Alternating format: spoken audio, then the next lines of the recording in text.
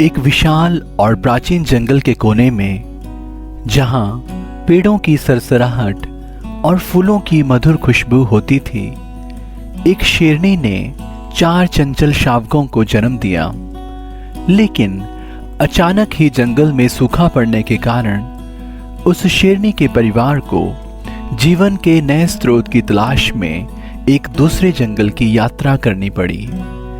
इस यात्रा में एक नन्हा शावक अपने भाई बहनों और शेर मां से बिछुड़ गया और भटकते हुए एक भेड़ों के सद्भावनापूर्ण झुंड में जा पहुंचा। उस झुंड की ममतामयी भेड़ मां ने नन्हे शावक को देखा और उसे अपने बच्चों की तरह ही प्यार देने लगी। भेड़ मां ने नन्हे शावक को अपने परिवार में शामिल कर लिया। वह नन्हा शावक भी भेड़ के बच्चों के साथ घास के मैदानों में कूदता, फांदता और नदी किनारे खेलता।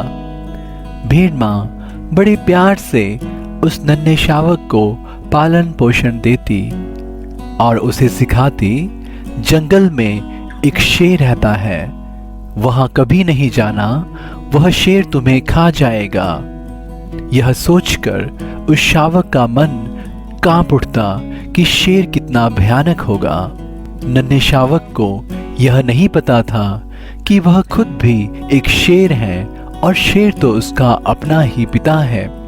भेड़ों के परिवार में रहते रहते नन्हे शावक ने डरना, झुंड में चलना और मैं करना सब सीख लिया।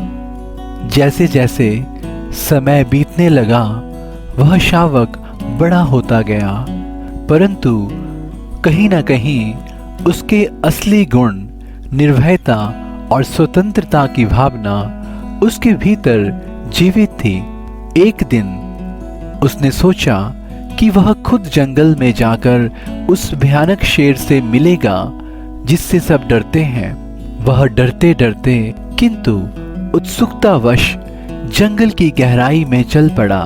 वह नन्हा शावक अपने कांपते हुए पैरों के साथ जैसे ही जंगल की ओर आगे बढ़ रहा था, अचानक ही उसे एक शेर की दहाड़ सुनाई दी।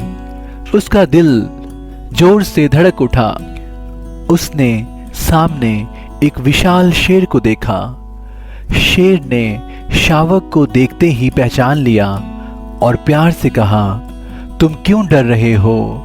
तुम तो शेर हो मेरे बच्चे।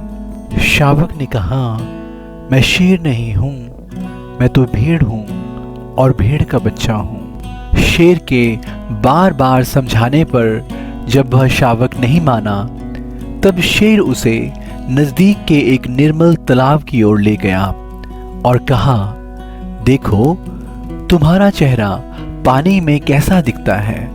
तालाब के पानी में अपनी शेर की छवि देखकर शावक के मन में एक नया संसार खिल उठा कि वह वास्तव में एक शेर है। उसकी निर्भयता जाग उठी।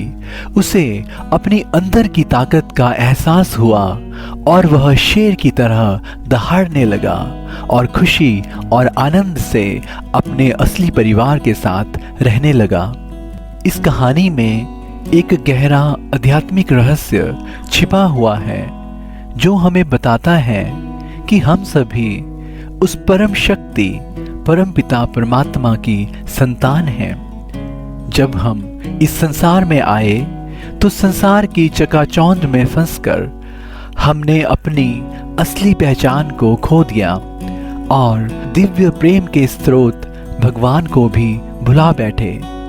परम पिता परमात्मा जो कि सर्वशक्तिमान है, ज्ञान, शांति, सुख और प्रेम के अनंत सागर हैं।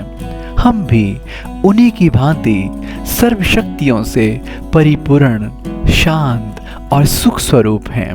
धैर्यता, हर्षित मुक्ता, नम्रता, निर्माणता, निरअहंकारिता, सहनशीलता जैसे गुण हमारे आत्म स्वरूप का अभिन्न अंग हैं।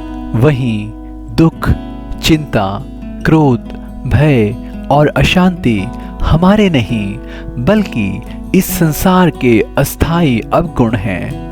हमारे मूल संस्कार और गुण वे ही हैं जो हमें परमपिता परमात्मा से प्राप्त हुए हैं। यह हमारी असली और शाश्वत सत्ता है, और जब इस सत्य की स्मृति फिर से परमात्मा द्वारा हमें प्राप्त होती है, तब हमारे मूल गुण और संस्कार पुनः जागृत होने लगते हैं। इस जागृति के साथ हमारा मन भी सुख और शांति से भर जाता है, और हम अपने दिव्य पिता भगवान के समान ही शक्तिशाली बनने की दिशा की ओर अग्रसर हो जाते हैं। Thanks for watching this video. हम जल्द ही मिलेंगे एक नई स्पिरिचुअल, इंस्पिरेशनल और मोरल स्टोरी के साथ। God bless you all.